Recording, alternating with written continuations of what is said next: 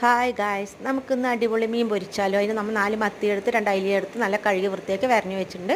നമ്മൾ മഞ്ഞൾപ്പൊടി, ഉപ്പ്, മുളക് പൊടി, കുരുമുളക് പൊടി, മീൻ മസാലപ്പൊടി ഇട്ട് നല്ല കുറച്ച് വെള്ളം ഒഴിച്ച് നല്ലൊന്ന് തിരുമ്പിയെടുക്കാം.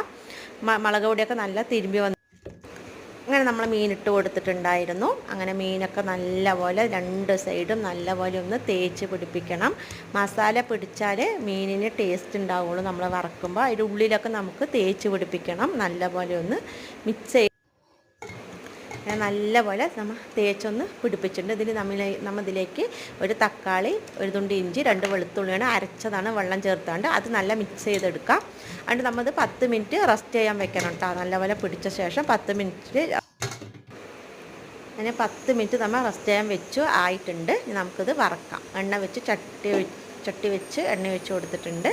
ഇനി നമ്മൾ അതിലേക്ക് മീൻ ഓരോരോന്ന് ഇട്ടിട്ട് പൊരിച്ചെടുക്കണം.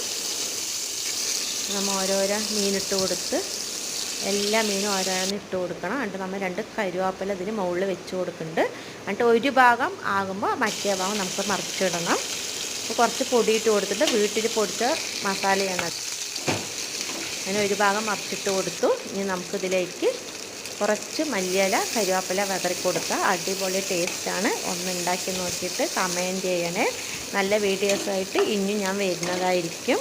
അപ്പോൾ വീഡിയോ ഇഷ്ടമായ ഒന്ന് ലൈക്ക് ചെയ്യണേ, ഒന്ന് കമൻറ്റ് ചെയ്യണേ.